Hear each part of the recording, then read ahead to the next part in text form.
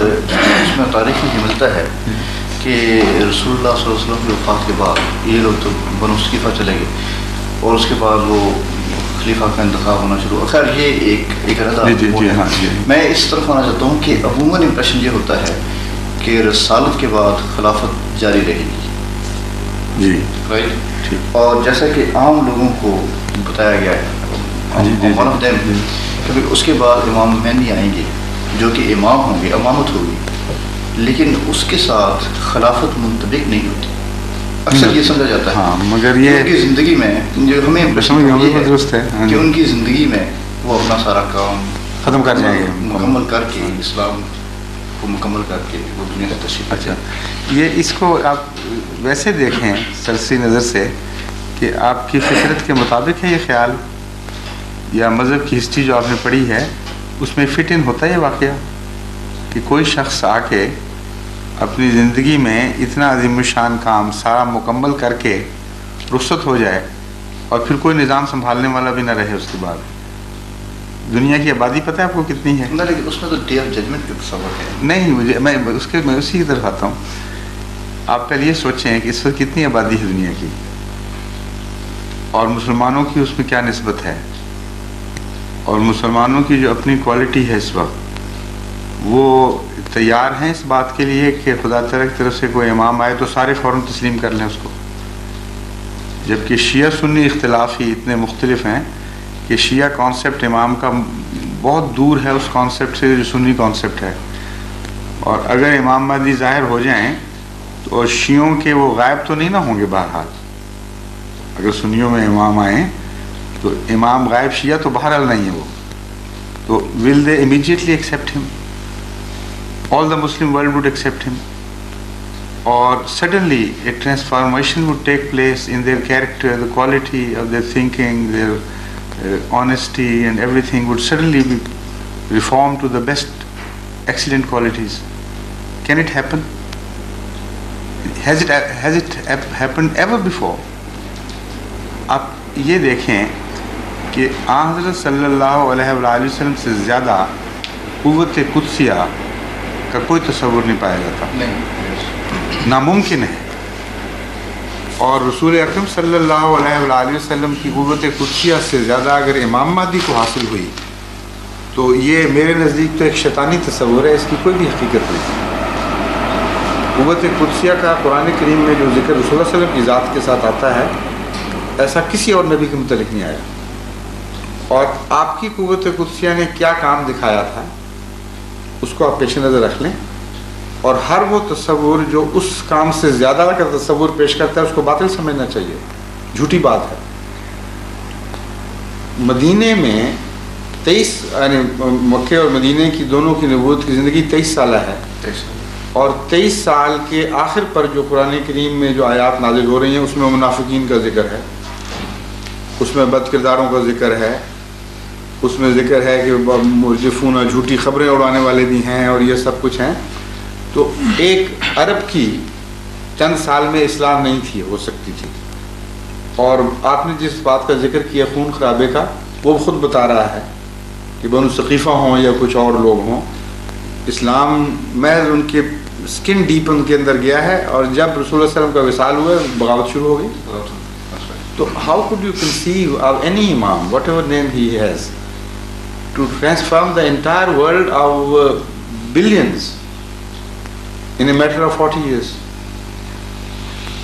اور ایسی ٹرانسفریشن کمپلیٹ کر جائے کہ اس کے بعد کسی ضرورت ہی نہ رہے کسی کی. It's absurd, it's unbelievable. Number one. Number two, رسول اللہ صلی اللہ علیہ وسلم خود اس کے خلاف بات فرما رہے ہیں. آپ فرماتے ہیں کہ جب یہ زمانہ آخر آئے گا اور لوگ امت میں حالت خراب ہو جائے گی, پھر مسیح نزول فرمائیں گے, ثم تکون خلافت علی منہاج النبوہ, پھر منہاج نبوت پر خلافت جاری ہوگی. تو رسول اکرم صلی اللہ علیہ وسلم کی تو یہ خبر ہے, اور مولوی سمجھتے ہیں کہ قیامت آ جائے. اگر قیامت آ جائے گی تو منہاج النبوہ پہ خلافت کس طرح جاری ہوگی؟ قیامت ان لوگوں پر آئے گی جو دنیا میں جب سے دنیا پیدا ہوئی سب سے زیادہ شریر لوگ ہیں. یہ ایک ایسی بات ہے جو اس کے ساتھ کنیکٹ کر کے آپ کو نہیں بتاتے, اس لیے آپ نے کبھی نوٹس نہیں کیا اس تضاد کا. آپ ان سے انڈیپینڈنٹلی پوچھ کے دیکھیں کہ کیا حضرت صلی اللہ علیہ وسلم نے یہ خبر دی تھی کہ نہیں کہ قیامت اشرار الناس پر آئے گی، یعنی لوگوں میں سے شریر ترین جو ہو جائیں گے بنی نوع انسان، اس وقت قیامت آئے گی. تو امام مہدی کی 40 سالہ زندگی کا یہ خلاصہ ہوگا کہ اشرار الناس پیدا کر کے چھوڑ جائے گا وہ. ایسے امام کا کیا فائدہ؟ قیامت نیک لوگوں پر آنی ہی نہیں. یہ سارے مولویوں کو مسلم ہے، آپ بے شک ٹٹول کے دیکھ لیں، ایک سے پوچھیں 10 سے پوچھیں، اگر اس کے ساتھ کنیکٹ کر کے آپ نہیں پوچھیں گے تو بغیر اس کسی تکلف کے وہ آپ کو جواب دے گا ہاں یہ بات درست ہے. تو sum total of the achievements of امام مہدی is this unbelievable. کوئی کامن سینس والا آدمی اس بات کو انٹرٹین کر ہی نہیں سکتا. اب وہ پھر اس کا واضح ٹکراؤ دوسری احادیث سے اس عقیدے کا. ایک موقع پر حضرت صلی اللہ علیہ وسلم نے فرمایا کہ جب مسیح نازل ہوگا تو اس وقت خدا تعالی 2 دنیا کی بہت بڑی قومیں ہوں گی جن کے پاس طاقت ہوگی، وہ ارادہ کرے گا ان سے مقابلے کا. اللہ تعالیٰ فرمائے گا کہ میں نے ایسی قومیں دنیا میں اس وقت جاری کی ہیں یا خروج کیا ہے ان کا کہ وہ کوئی مادی طاقت سے ان پر غلبہ نہیں پا سکتا. اس لیے مادی جہاد کا خیال چھوڑ دو، اور یہ حدیث کے الفاظ ہیں، اللہ وہی فرمائے گا اس پر، اور پہاڑ کی طرف ہٹ جاؤ اور دعا کرو، اور دعا کے ذریعے خدا تعالیٰ ان قوموں کو تباہ کرے گا. اس کے بعد رسول اللہ صلی اللہ علیہ وسلم فرماتے ہیں پھر وہ غلبہ پا جائے گا مسیح. پھر ایک لمبا دور آئے گا جس میں ٹھنڈی ہوائیں اور امن کی ہوائیں چلیں گی اس کے غلبے کے بعد. پھر رفتہ رفتہ ہواؤں کا رخ بدلے گا، پھر گندگی شروع ہو جائے گی، یہاں تک کہ وہ گندگی سارے عالم پر غالب آ جائے گی دوبارہ. پھر جو لوگ اشرار الناس ہو چکے ہوں گے جب ان میں نیکی اٹھ جائے گی تب قیامت آئے گی. ان 2 حدیثوں کے درمیان آپ کس طرح تضاد دور کر سکتے ہیں؟ اس کے سوا چارہ نہیں کہ ایک کو قبول کریں اور دوسرے کا کوئی یا مطلب نکالیں یا سمجھیں کہ وہ اس کی روایت درست نہیں ہے تضاد کی شکل میں. تو لازماً یہ اختیار کرنا پڑتا ہے کیونکہ یہ دوسری حدیث بہت زیادہ معقول ہے، اندرونی اس کے اندر لاجک ہے. اور جب سے دنیا بنی ہے یہی ہوتا ہے مذہب میں، ہمیشہ رفتہ رفتہ غلبہ ہوتا ہے، پھر رفتہ رفتہ بگڑتے ہیں، اور خدا کی پکڑ ہمیشہ خراب لوگوں پر آیا کرتی ہے، اچھے لوگوں پر نہیں آیا کرتی. تو ان سارے فیکٹرز کے روح سے وہ جو خیال ہے کہ مہدی آیا اور قیامت آ گئی، یہ عقیدہ بالکل بے معنی ہے. لیکن پھر کیا وجہ ہے کہ تمام جتنا بھی لٹریچر آپ اٹھائیں کسی بھی سیکٹر، پاکستان میں بے شمار سیکٹرز ہیں، ان کے سب میں ایک ہی آئیڈیا ریپیٹ کیا جا رہا ہے کہ امام جب آئیں گے تو ان کی عمر جو ہے وہ دراز ہوگی. ایک تو خیر یہ بھی ہے کہ 40 سال. اچھا 40 سال آگے نہیں جاتے. اچھا اور پھر قیامت فوراً آ جائے گی. لیکن ہاں میں آپ کو بتاؤں گا اس کی وجہ، میں ابھی سمجھا دیتا ہوں، بڑی آسان ہے. ایک تو یہ کہ سارا یہ لٹریچر جو ہے یہ مثبت نہیں ہے بلکہ منفی ہے. ان کی نظر احمدیت پر ہے، اور یہ بار بار ریپیٹڈلی یہ باتیں کر کے مسلمانوں کو احمدیوں سے بدظن کرنا چاہتے ہیں کہ یہ مہدی جھوٹا ہے، کیونکہ مہدی کے اندر یہ خصوصیت ہونی چاہیے جو اس میں نہیں پائی جاتی. اس کو گزرے ہوئے بھی اب 90 سال سے زیادہ ہو گئے اور ابھی تک قیامت نہیں آئی. اس لیے یہ بالکل جھوٹی بات ہے کہ یہ سچا مہدی ہوتا تو 40 سال میں کام بھی مکمل کر لیتا، ساری دنیا کو مسلمان بنا لیتا، اور اس کے بعد مقصد پورا ہو جاتا اور دنیا ختم ہو جاتی. یہ اگر عقیدہ بار بار ہیمر کیا جائے لوگوں کے دماغ میں تو احمدیت پر غور کرنے کے لیے بھی تیار نہیں ہوں گے. اس لیے ایک لاجک ہے اس میں، انہوں نے بڑا اپنی طرف سے معقول ایک طریقہ اختیار کیا ہمارے مقابلے کا.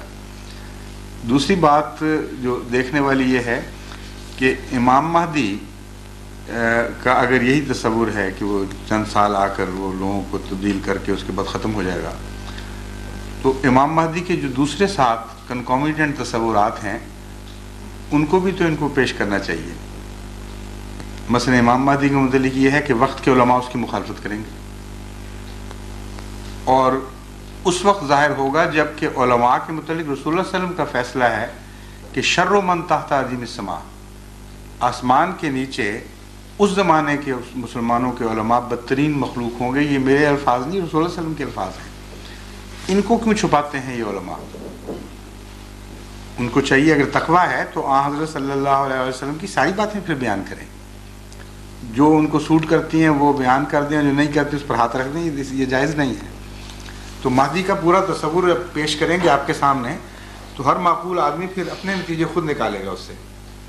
اول تو یہ کہ جس امام مہدی سے یہ سلوک ہونا ہو کہ وقت کے سارے علماء اس کے مخالف ہو جائیں گے، اس کی سچائی کا اب جب ان علماء سے پوچھیں گے تو وہ اس کے حق میں گواہی دیں گے۔ عجیب بات ہے۔ حضرت صلی اللہ علیہ وسلم تو فرما رہے ہیں کہ اس وقت ظاہر ہوگا امام جبکہ لوگ گندے نہیں بلکہ ان کے لیڈر بھی گندے ہو چکے ہوں گے، اور یہ معقول بات ہے بالکل۔ خدا امامت کو اس وقت اپنے ہاتھ میں لیتا ہے جب دنیا کی لیڈرشپ ناکام ہو چکی ہوتی ہے۔ It's quite logical, understandable. اور اس وقت یہی علماء جن سے اب آپ پوچھ رہے ہیں اگر حضرت مرزا صاحب سچے نہیں ہیں تو کل کے آنے والے امام مہدی کے وقت کے علماء اسی طرح ہوں گے نا۔ ان سے جب اب ایک سادہ آدمی پوچھے گا جا کے کہ آپ عالم آپ بتائیں، وہ اس کی تائید کرے گا امام مہدی کی، یہ جھٹلائے گا؟ یہی کر رہے ہیں آپ۔ Exactly this is logical, they should do it. اس کے سوال کے بس چارہ ہی کوئی نہیں۔ اور جہاں تک ایکسپلینیشن کا تعلق ہے، یہ کیوں ان کو بنیاد کہاں سے ملی ہے؟ حضرت صلی اللہ علیہ وسلم نے فرمایا کہ جب مسیح نازل ہوگا تو وہ اور قیامت اس طرح ملے ہوئے ہوں گے، یوں دو انگلیاں جوڑ کر دکھائیں۔ یہ اور ایک حدیث مہدی کے متعلق کہ جب وہ آئے گا تو اس کے بعد قیامت آ جائے گی۔ ان دو حدیثوں کا یہ معنی انہوں نے نکالا کہ امام مہدی اور مسیح ہم عصر ہیں دونوں، ان کے جاتے عمر گزرتے ہی اچانک تباہ ہو جائے گی دنیا۔ لیکن جو لفظ قیامت ہے یہ وہاں ہے ہی نہیں، سات کا لفظ استعمال ہوا ہے۔ اور اپنے متعلق بھی حضرت صلی اللہ علیہ وسلم نے بالکل یہی محاورہ استعمال فرمایا ہے۔ فرمایا انا وساعتوں کا ہاتین، میں اور قیامت، سات کا ترجمہ قیامت ہے نا جو یہ کرتے ہیں اردو میں اور قیامت اس طرح ہے جس طرح یہ دو انگلیاں ملی ہوئی ہیں۔ اب جو بھی معنی اس کا اس وہاں پورا آتا ہے وہی یہاں پورا ہونا چاہیے۔ 1400 سال ہو گئے ہیں اس بیان کو کہ میں اور قیامت اس طرح ملے ہوئے ہیں، اور قیامت کہاں گئی؟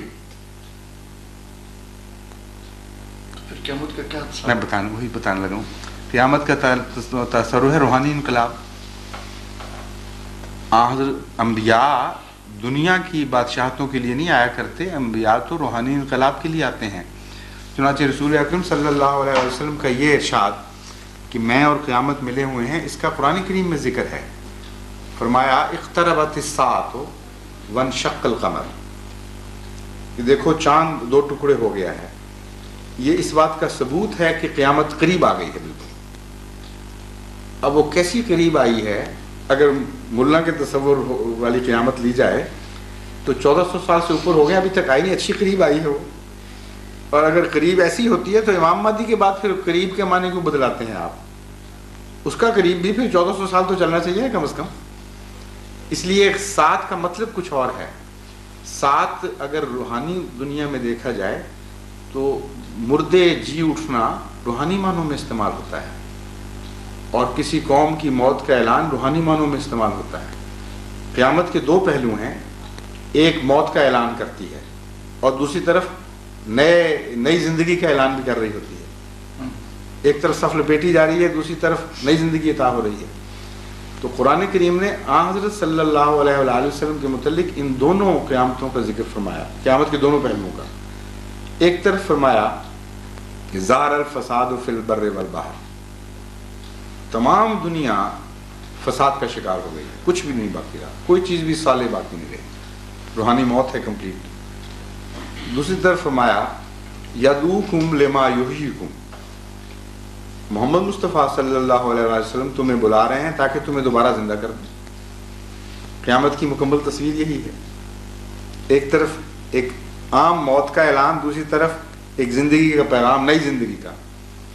تو حضور اکرم صلی اللہ علیہ وآلہ وسلم کا اپنے متعلق فرمانا کہ میرے ساتھ قیامت ملی ہوئی ہے، قرآن کا یہ اعلان کرنا تقویت دیتا ہے اس حدیث کو کہ یہ کوئی غلط حدیث نہیں ہے، واقعی قیامت آنے والی تھی۔ اور ظاہری قیامت کا نہ آنا اس سے بڑا اور کوئی ثبوت نہیں کہ یہ موضوع غلط سمجھ رہے ہیں قیامت کا معنی۔ روحانی قیامت مراد ہوتی ہے جب ایک قوم مرنے کے قریب پہنچ جائے، دنیاوی امراض کا شکار ہو جائے، اس کو نئی زندگی کا جو پیغام ملتا ہے، اسی کے نام قیامت ہے۔ اسی کو سورہ اسرافیل کہتے ہیں۔ وہ ایک نئی زندگی کا امکان پیدا ہو جاتا ہے، پھر اٹھنے شروع ہو جاتے ہیں مردے، آہستہ آہستہ ان کو زندگی کے نئے پیغام ملتے ہیں، پھر وہ دنیا میں نشر شروع ہو جاتا ہے۔ حشر اور پھر نشر، یہ دو لفظ اکٹھے ملتے ہیں آپ کو دینی محاورے میں۔ حشر ہوتا ہے اکٹھا کرنا، اور نشور ہے پھیل جانا۔ تو ایک آواز کے گرد دنیا اکٹھی ہوتی ہے پہلے، پھر اس کے بعد اس کا پھیلاؤ نشر شروع ہو جاتا ہے، باقی دنیا کو پیغام دیتے ہیں۔ نبوت کی تصویر ہے یہ روح قیامت، دراصل نبوت کی تصویر ہے۔ خدا کے نام پر بلانا اور پھر ان کی تربیت کر کے ان کو دنیا میں پھیلا دینا کہ جاؤ اب دنیا کو پیغام دو، یہ تو ہم سمجھتے ہیں۔ اور جیسا کہ میں نے بتایا، دلیلیں میرے نزدیک اتنی وزنی ہیں قرآن اور حدیث سے اور عقل کے مطابق کہ ان تینوں میں انطباق ہے پورا۔ وہ تصور جو آپ کو بتایا گیا ہے وہ آپس میں تضاد رکھتا ہے، معقولیت کے خلاف ہے۔ ایسا انقلاب آپ مجھے بتائیے کہ اگر نیکیاں اتنی جلدی داخل ہو جائیں لوگوں کے دلوں میں تو پہلے کیوں نہیں ہوا کبھی؟ خدا کو کیا ضرورت پڑی تھی کہ رسول اللہ صلی اللہ علیہ وسلم کو بدر میں سے گزارتا، احد میں سے گزارتا، طائف میں آپ تکلیفیں اٹھاتے، آپ کے ماننے والوں کو گلیوں میں گھسیٹا جاتا؟ اگر امام مہدی والا نسخہ چلنا تھا، چل سکتا تھا کبھی، تو آپ کی قوت قدسیہ امام مہدی سے ہزاروں گنا بڑھنی چاہیے تھی۔ آپ کو چاہیے تھا کہ اسی پھونک سے جس سے امام مہدی نے عربوں کو چند سالوں کے اندر مسلم صالح بنا دینا ہے، آپ کو چاہیے تھا عرب کو بنا دیتے۔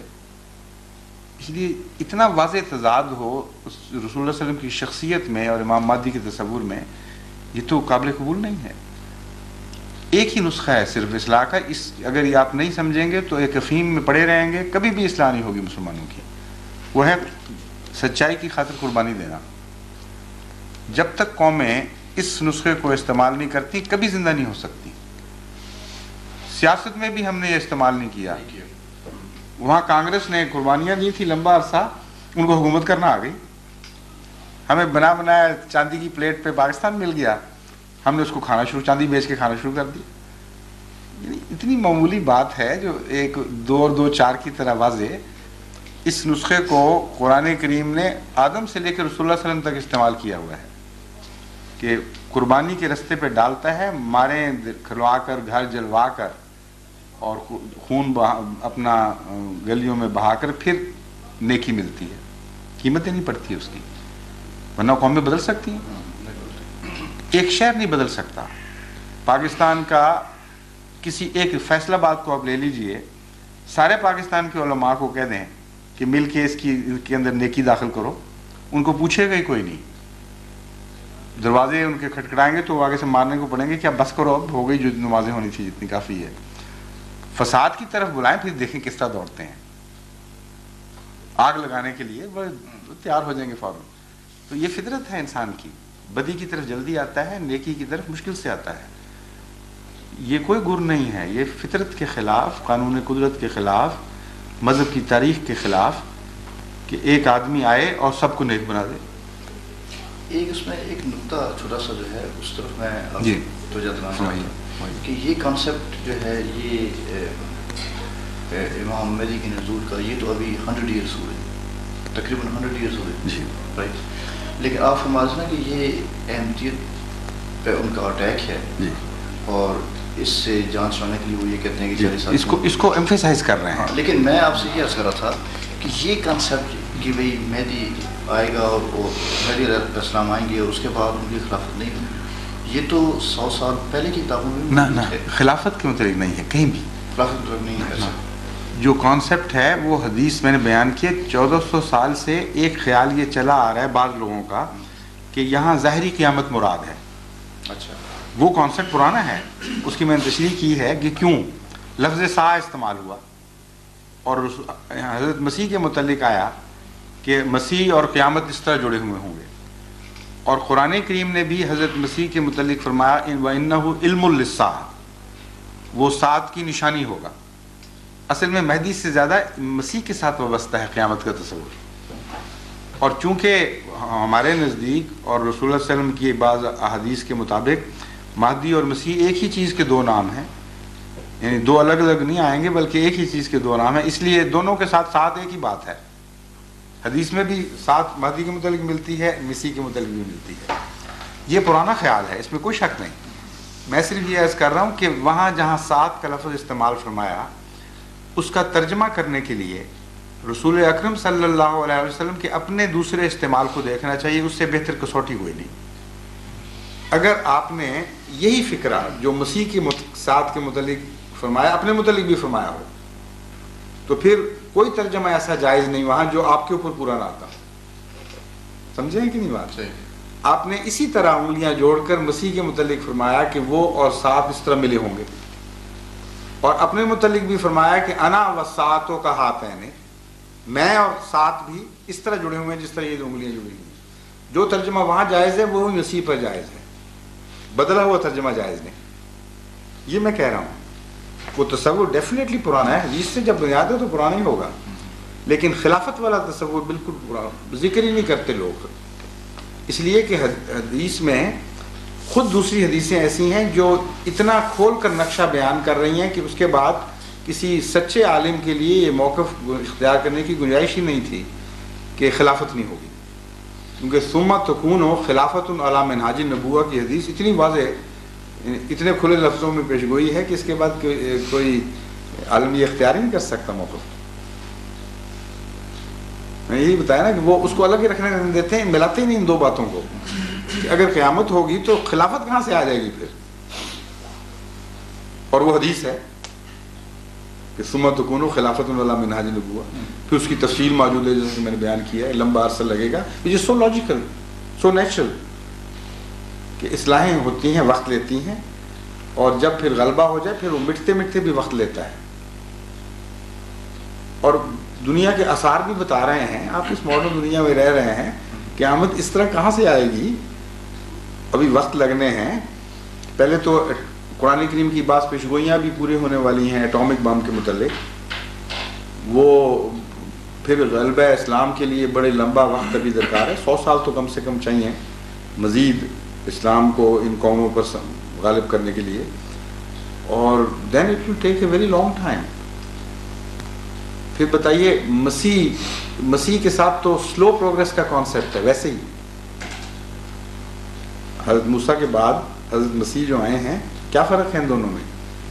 موسیٰ علیہ السلام صاحب شریعت تھے اور فوراً نافذ ہوئی ہے شریعت، اور غلبہ ان کو اپنی زندگی میں ملا، اور مسیح علیہ السلام کو کیا غلبہ ملا تھا؟ 12 حواریوں میں سے 2 مرتد ہو گئے، 10 پیچھے چھوڑ کے گئے، لیکن 300 سال لگے ہیں اس غلبے کو، آخر ایسا ملا ہے کہ ساری دنیا پر حاصل غلبہ ہو گیا۔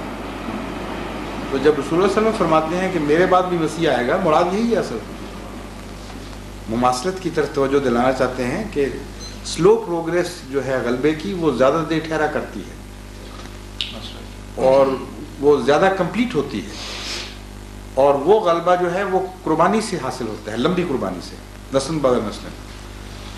یہی مسیحیت ہے خلاصتاً۔ اس لیے ہم تو بالکل اسی عقیدے کے قائل ہیں کہ رسول اللہ صلی اللہ علیہ وسلم کی اپنی پیشگوئیوں میں حکمت ہے، آخر مسیح قرار دینا آنے والے کو، مراد یہی ہے کہ مسیحیت والے آثار تم اس میں دیکھو گے، وہ سلولی پھیلیں گے اور مسلسل قربانیاں دینی پڑیں گی ان کو، لیکن جب غلبہ ہوگا وہ پھر عالمی ہوگا، وہ اس سے بھی زیادہ کمپلیٹ ہوگا جو پہلی مسیحیت کو حاصل ہوا ہے، کیونکہ وہ موسیٰ کا مسیح تھا، یہ محمد مصطفیٰ صلی اللہ علیہ وسلم کا مسیح ہوگا۔ بڑا فرق ہونا چاہیے دونوں کے اندر۔